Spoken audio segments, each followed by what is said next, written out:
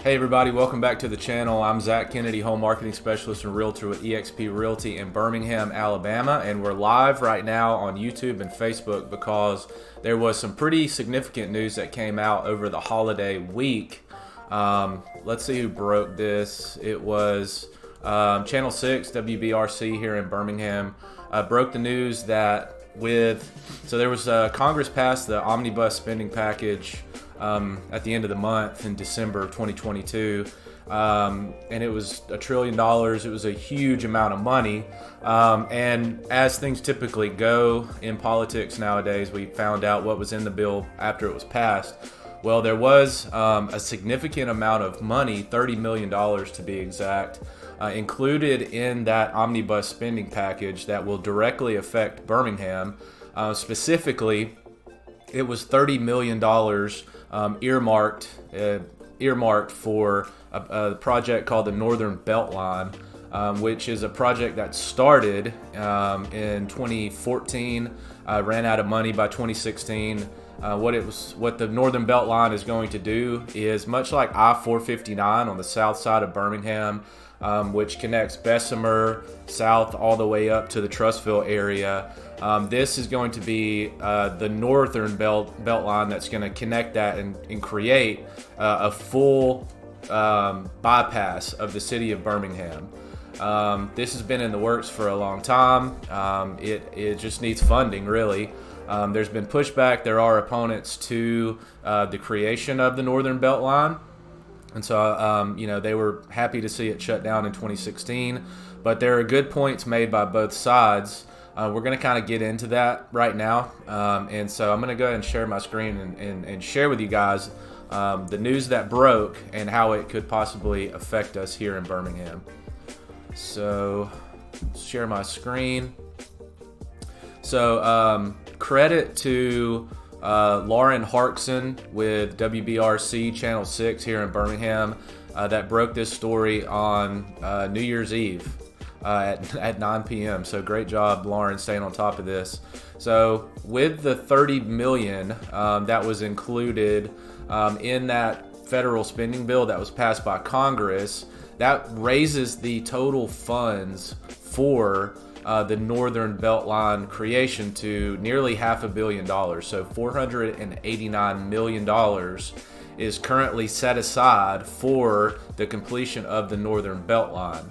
Now, this money it's all come from federal. So the huge amount, it was $369 million, I believe. Is that in this article? No, but it's in other articles that we can find. So you'll remember Joe Biden's infrastructure bill that was passed in 2021. That bill included $369 million for the creation of the Northern Beltline in Birmingham. So, there's been other funds added, and now with this $30 million, they're looking at a total of $489 million. And Lauren with WBRC interviewed two people that felt very confident that with this added money that the construction was going to restart. So I just put on my Instagram, I did a reel that you need to go check out. If you don't follow me on Instagram, I'm Zach Kennedy EXP. I just posted this reel. I actually went to the site today. So let's look at some photos of what the Northern Beltline is actually going to look like, and I'll tell you what it looks like right now, which, spoiler alert, it's just not great. So this is going to be what the Northern Beltline is going to look like. So you follow here, this is 459 that bypasses the city of Birmingham to the south. And the Northern Beltline is going to join here in kind of the Clay Argo area. Oh, actually, it's more Argo right here. I was here today, so it's going to, proposed route is going to go north through Pinson Clay, in between Morris and Gardendale, kind of Kimberly area. Then it's going to route through Graysville and Adamsville, to Maytown, Sylvan Springs. This is where it's going to cross through I-22, which goes to Jasper and goes to Memphis. And then it's going to come down through Sylvan Springs and Hueytown over to Valley Creek, and then it's going to join 459 here. So that is what the Beltline is going to look like.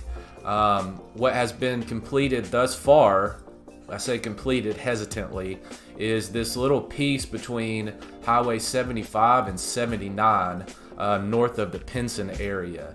So what it looks like right now is a bunch of nothing. Here's a photo where I was today. I came down this highway and I parked kind of over here, I think. And so all that's there right now is gravel. There's gravel, there's beer cans, you can tell people have been doing donuts here. There's tin cans with bullets in them. There's nothing there really, just the gravel road. And the reason for that is because the construction began in 2014, but they ran out of money in 2 years. So that's why it's extremely important that we keep our eye on this $489 million figure, because the slated cost of the Northern Beltline is going to be over $5 billion. So what they're saying is, let me go back to this. So with just this little bit completed between 75 and 79, what they're saying is, I've looked kind of at this, and it's going to cost basically $90 million, $90 to $100 million to build 1 mile of highway. So $90 to $100 million to build 1 mile of highway. So it's going to be extremely costly for sure. But let's kind of talk about what people are saying are the benefits and what people are saying are the drawbacks. So Lauren, in her recent article, interviewed Gardendale Mayor Stan Hoagland, and you can go check this out and watch the full video interview yourself. I'm not going to do that for this. But Gardendale Mayor Stan Hoagland says, "We're confident it'll bring the type of development that you saw along 459 and the economic impact that it had on that area." He's citing, the Galleria. He's citing all the suburban sprawl that was a result, really, of opening 459 up, all the small businesses, gas stations, and exits that were created through the city bypass on the south side. And of course, it's going to run straight, through Gardendale, or just north of Gardendale. So of course, the Gardendale mayor is going to be happy about that. And to a certain degree, I believe he's right. There is, what else did he say? He said between Gardendale and Trussville, it'll be much easier to get there. Yeah, I mean, there's essentially no way to get to Gardendale, from Gardendale to Trussville right now. Trussville is kind of the golden child as far as growth right now. Trussville has exploded in the last 8 to 10 years. And so I'm sure that Stan Hoagland is thinking, this bypass that runs straight through our city is going to open us up to a lot more opportunity. Much like, Coleman, Alabama, up 65, closer to the Decatur-Huntsville area, is all the time winning awards. There's a lot to do in Coleman, and it's because of its location and how it is, runs into 65. So he's also saying that the project is expected to help with connectivity and current Birmingham traffic congestion. So his estimates, and I'm sure this is coming from a study, is about 15,000 18-wheeler trucks should be rerouted from going straight through 65 or 280 downtown Birmingham to bypass on that north side, much like they're doing on 459 right now. So that's going to cut down on a lot of the congestion inside of the city, which, if you've never been to Birmingham, you may not realize that we actually have an interchange called Malfunction Junction. It's this enormous, let me go to a map and I'll show you. I'm still sharing my screen. So here's where we're going to cut in. Like, this marker is a good indication of kind of where I was today. So really the Springville Argo area is going to be the area that it intersects into with the new Beltline, and it's going to go through here, over Gardendale, over to Graysville, Adamsville, and then around to Hueytown, and then hit 459 here in the McCalla area. So that's going to reroute all that traffic north. right now, there's a lot of traffic that is going through the heart of downtown Birmingham, which is a problem. This intersection here is called Malfunction Junction. It's taken a little bit for it to crispy up a little bit just because I'm streaming. But this is a huge and problematic intersection. And 59 and 31 is becoming kind of a problem too. So I'm game for to see this Beltline created. It's going to cost a lot of money, but I'm for rerouting these huge trucks out of the city, because what that's doing is it's damaging the infrastructure that we have currently. The wear and tear is too much. The traffic is that's caused by these huge trucks too much. They get into a lot of wrecks, or they cause accidents when they're going through highly congested areas like downtown. So those are two big reasons. And also, look at these areas. These are areas that are not highly populated. On this northern side, I've been saying for 2 or 3 years now that I think Gardendale, the Gardendale, Fultondale, Mount Olive area is the one that you really, really want to look at right now. If you want to still get into a neighborhood, to a suburb that is affordable, and you can get a lot more house for your money. And that it doesn't exist right here on 280. 280 there's a lot of homes that are super expensive, even down 65. There's huge demand to live in here, of course, because of the restaurants and the shopping and the schools. Like that's it's natural that people would want to live here, but it just keeps getting pushed out to the south side, and I believe that is because of 459 helping. It's helping bring more to the area. So, I mean, we can keep pushing down into Chelsea and into Westover and even Harpersville and even Sylacauga. That's really kind of what we're going after right now, is everything's pushing southeast of the city. Even Pelham and Calera is growing like crazy. That's because the roads that bring the traffic there, whereas there's just not a ton of people on 22 heading back to Jasper or heading to Memphis. There's just not a lot of activity here. While there is on 65, it would certainly help out if there was a different kind of way to get to the south side of the city rather than going straight through downtown. So I've been saying for a long time, Gardendale is a place that you want to look at, especially if you have children. Because I believe the property values on this north side of Birmingham are going to greatly benefit with the creation of the Northern Beltline. And I want to show you something really interesting here while I'm on the map, and then I'll stop bothering you with it. But if we zoom in, you'll see a lot of elevation. There's a lot of elevation here. I know you might not think that with us being in Alabama, that there's mountains. Not mountains in the sense of Colorado or Washington, but tons of hills and lots of elevation. And it's a little hard to see right now just because I'm streaming. But a lot of this kind of sparsely populated areas here, look at all these cul-de-sacs that are already cut and built out. Look at all this. This all could be buildable, and the Beltline is going to run directly through all of this. So I'm not saying that was maybe part of somebody's plan years and years ago. I think this may be like U.S. Steel land, but it's certainly set up for some suburbs to come to this side of the city, and that's a lot closer than coming all the way out to Chelsea and fighting 280 traffic. So back to some more articles. So I came to the northernbeltline.org to check out this website.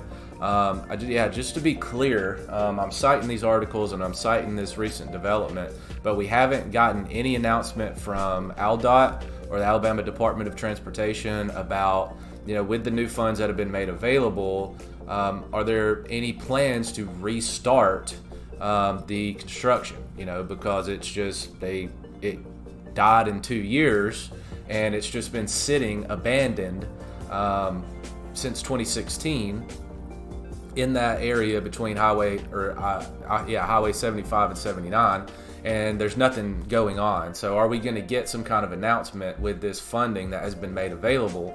Because again, that $489 million that's earmarked for this project cannot be used for anything else. So it's just $500 million sitting there. It doesn't seem like a huge priority to people. There's not a whole lot of news coming out about it, but we have $500 million that's just sitting there, and I do believe that there could be some positive economic impact from the creation of this Beltline. So it's going to be 52.5 miles all the way. They've done like maybe one or two, and it began in 2014. Again, it shut down in 2016. Let's zoom in and see what this says.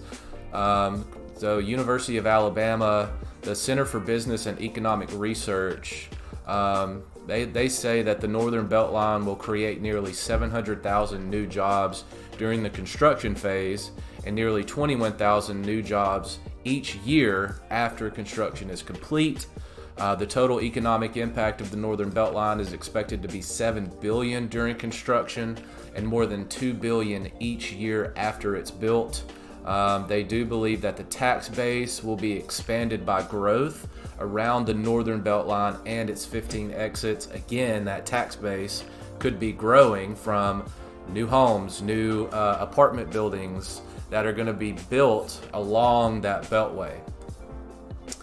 During the construction period, we will realize nearly $155 million in new tax revenue. After the construction phase, sales income and property taxes will come to $54 million each year. So quite a bit of growth is going to be coming as a result of building this Beltline. The Northern Beltline can help to reduce isolation for parts of northern Jefferson County, as well as reduce regional road congestion and enable economic growth. This is according to a study commissioned by the Appalachian Regional Commission. I have another article here that's going to kind of explain 30,000 foot view where we're at. So this Richard Shelby, years and years ago, Richard Shelby is a retired representative of our state now. He put the Northern Beltline completion into this Appalachian Development Highway System. And so the Appalachian Development Highway System is a 3,000 mile network of highways linking the region to national interstates. And it's generated economic development across Appalachia. And I have this I want you to see. So I found this, and this is kind of outdated, but I want you to look at this. I think this is super important. Yeah, make this as big as I can. So let's look at this. So high poverty counties in the Appalachian region. In 1960, this was the number. These were all counties that experienced high levels of poverty in 1960. And that's 295 total. And that was reduced over 50 years, 50 and 54 years, to just 91 high poverty counties. And what a lot of these studies of the Appalachian Development Highway System are referencing here is the construction of interstates that connect these areas. And so what they're saying is that by connecting areas with these highways and interstates that make travel easier, that cut down on congestion, that bring jobs and economic opportunity to underserved areas or areas that are hard to get to, more rural or farmland. By constructing these roads, they bring more economic opportunity to these areas. So just wanted to reference that too, because I thought that was pretty interesting. Back to some more articles that I've got. So this was the article written by NPR when Biden signed the $1 trillion bipartisan infrastructure bill into law. So that was the $1 trillion bill that was passed November 15th of 2021. This was the bill that included the $396 million for the construction of the Northern Beltline. So that's where we're at right now. Let's look at some things that people are saying they don't like about the Beltline. Mainly what I'm seeing is a man named Nelson Brook with Black Warrior Riverkeeper. Has some major problems with it. He's been fighting against it. I know there was a failed lawsuit years ago against the Northern Beltline. But Nelson didn't hold anything back. He said it's still a huge boondoggle to continue to fund a road to nowhere. We need to spend money on our crumbling infrastructure. Public Interest Network characterizes the project on reliant on intermittent and insufficient federal funding. Let's see, Congressman, who's this guy? Gary Palmer. He's of course a proponent of the construction. And what was really interesting is that, when was this article put out? So this was November 14th. This was written probably when, last November. So they're just catching up on the $369 million that was in the infrastructure bill. And what's really interesting is Palmer said he thinks that could be completed within 10 years. So when this thing was first proposed and all the work started, the proposal was that it would take 40 years to complete. And here we are 8 years later and $500 million richer, and they're thinking it's going to be 10 years. So pretty interesting. That's about all I've got on this. Well, I've got some other stuff that I wrote, but that's pretty much all I've got. Yeah. So, I'm really interested to see if this actually comes to pass. If AlDOT announces any, resumption in the construction of the Northern Beltline. I personally can see both sides of the argument, but I'm a real estate agent and I want development and I want my city to grow. And of course, I don't want to impact negatively watersheds or marshlands or wildlife. But I, believe that this can be done. I think two things can be true at the same time. We could focus on reducing the amount of traffic congestion in our city, the emissions that result from trucks just sitting on I-65 in traffic, and also believe that we can do this responsibly. We can take care of the wildlife, any people or wildlife that is displaced. I believe we can fix that. We can do that the right way. And we've got a lot of money that's just sitting on the sidelines right now. So very interested to see, and I'd like to know your thoughts. So let me know in the comments, what do you know about the Northern Beltline? Did you know that this was even a plan? Did you know that this was even going to happen? And do you think that this would actually help Birmingham? Our rival cities are Atlanta, Nashville, Chattanooga now is growing like crazy, Memphis, Charlotte. All these cities, have. I think it's true that they grew faster than they were ready for, and so they had to go retroactively and put that infrastructure in. I believe that Birmingham is growing. I think the state of Alabama was, top 15 in cities moved to in the last year. So our city is growing.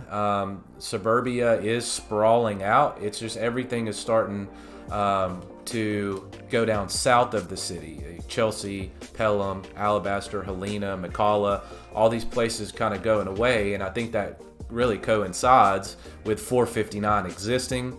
If there was a Northern Beltline, I believe there are a lot of smaller towns that could benefit from that interconnectivity. And it'd also be a lot easier for businesses that need to ship across the southeast to bypass our city as they need to. So I'm interested in it, but let me know, what do you think? Should we do it? Should we not do it? Is this money being wasted, or is this going to help our city grow? So let me know in the comments what you think, and see you guys on the next video. Thanks.